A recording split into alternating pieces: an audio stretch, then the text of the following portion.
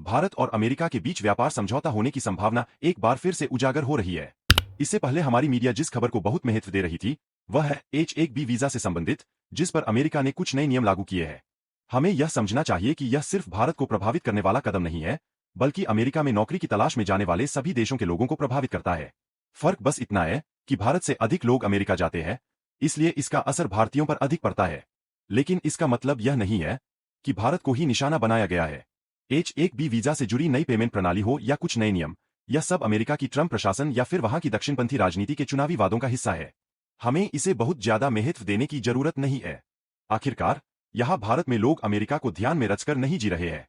नहीं, यहाँ बच्चे पैदा किए जा रहे हैं ताकि उन्हें पढ़ाकर अमेरिका भेजा जा सके। इस पुरानी सोच से हमें बाहर निकलना होगा और सोचना होगा कि भारत में ही हम अपनी प्रतिभा और क्षमता का उपयोग कैसे कर सकते हैं। विदेशों में जाने वालों की संख्या बहुत कम है, जबकि 145 करोड़ लोग आज भी यही रहते हैं। इसलिए यहाँ भी जीने और सफल होने के अवसर मौजूद है। अमेरिका में रास्ता आसान नहीं होगा, लेकिन भारत में भी अवसर है। यह हकीकत हमें स्वीकार करनी होगी। अब भारत और अमेरिका के बीच विवादों के समाधान की संभावना दिख रही है, और खास बात यह है कि अमेरिका खुद इसके लिए पहल कर रहा है। भारत अमेरिका टैरिफ विवाद अस्थायी है और दोनों देशों के संबंध फिर से मजबूत होंगे। यह बात हाल ही में वर्ल्ड इकोनॉमिक फोरम के सीईओ ने कही थी। इसी बीच हमारे विदेश मंत्री एस जयशंकर और अमेरिकी विदेश मंत्री मार्को रूबियो की मुलाकात हुई। इसमें भारत अमेरिका संबंधों को मजबूत करने पर चर्चा हुई। वहीं केंद्रीय मंत्री पीयूष गोयल भी टीम के साथ अमेरिका गए हैं, जो एक सकारात्मक संकेत है।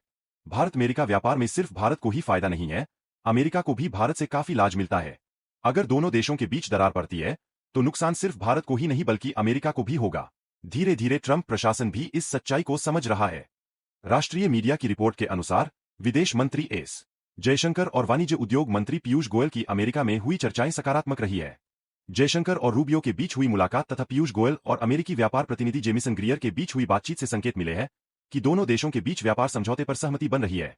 रूबियो ने भी कहा है कि भारत एक महत्वपूर्ण साझेदार है और इंडो पैसिफिक क्षेत्र में व्यापार को बढ़ावा देने के लिए साथ काम जारी रहेगा। उन्होंने अपनी सोशल मीडिया पर भी मुलाकात के विवरण साझा किए हैं। इन खबरों से साफ है कि भारत और अमेरिका के बीच व्यापार समझौता जल्द ही हो सकता है। यह एक रणनीतिक समझौता होगा जो मतभेदों और विवादों के बावजूद संभव हो रहा है। भारत ने बड़ी परिपक्वता और रणनीति के साथ अमेरिका से बातचीत की है। बिना उकसावे वाली बयानबाजी किए, बिना संबंधों को नुकसान पहुंचाए, भारत ने कूटनीति में जिम्मेदारी और मानक बनाए रखा है। मुझे पूरा विश्वास है कि भारत अमेरिका व्यापार समझौता होगा। इसी साल भारत और यूरोपीय संघ का व्यापार समझौता भी साकार होने वाला है। कुछ दिन पहले ही यूरोपीय संघ के नेताओं, यहां तक कि राष्ट्रपति ने भी साफ कहा है कि भारत यूरोप व्यापार समझौता इस साल होगा। मतभेद है, लेकिन वे बाधा नहीं बनेंगे। अमेरिका को भारत रूस संबंधों और तेल आयात को लेकर असहमति है, लेकिन फिर भी अमेरिका भारत पर ज्यादा दबाव नहीं बनाएगा, क्योंकि वह भी भारत से मजबूत संबंध चाहता है। आखिरकार भारत अमेरिका व्यापार समझौता होना तय है। अभी भारत में निर्यात आधारित कारोबार को जो चुनौतियां हैं, उनका समाधान भी जल्द ही निकल आएगा।